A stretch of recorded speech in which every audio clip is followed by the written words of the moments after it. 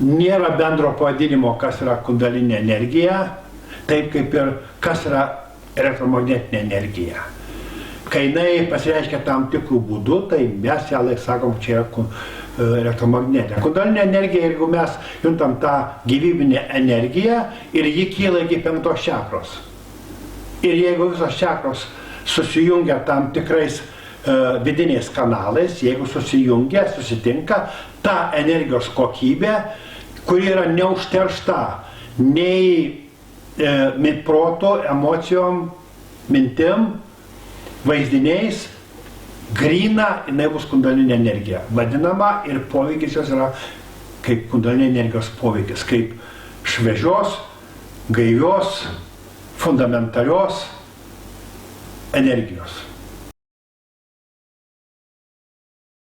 Jeigu mes matom šviesą čia yra irgi elektros energija. Bet mes galim matyti energiją, kuri atiteka laidais. Tai jeigu mes esam pakankamai atidūs, mes galim matyti ne tik tą šviesą, bet ir tą elektros energiją, kuri atiteka laidais, arba teka oru elektromagnetinė banga. Taip čia mes galim matyti kundalinę energiją, jeigu žmogus juda, mes galim matyti žmogus, iki kurios čakros žmogus yra sąmoningas. Jinai gali atsistoti pati surasti vertikalumą, bet dabar jinai pradeda ieškoti, kurioje vietoje vertikalumas. Jeigu yra žmogus, kuris junta, yra kaip kaminas, kaip įėjimo vidun priemonė, tai aš galiu ją taip jau pradeda justi ir kratytis dabar. Galima ją visuomet pakreipti į priekį, jinai truputį įsitempia, taip, paskui aš jaučiu ir judam atgal. O pradeda judėti smarkiau kundalinė energija ir vėl nueinam tolyn už nugaros ir vėl dingsta.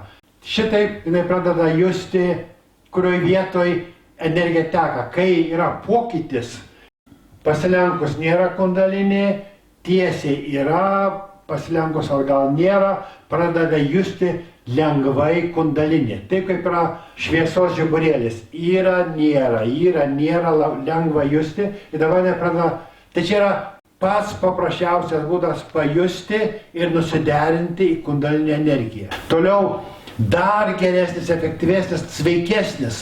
Ir mane džiugina visuomet, kai aš einu medituoti dinaminės, todėl kad aš žinau, kad ir šiandien dinaminiai augimas vyksta, laisvės augimas, palaimos, meilės augimas. Ir tai yra šokinėjimas su kundalinė energija.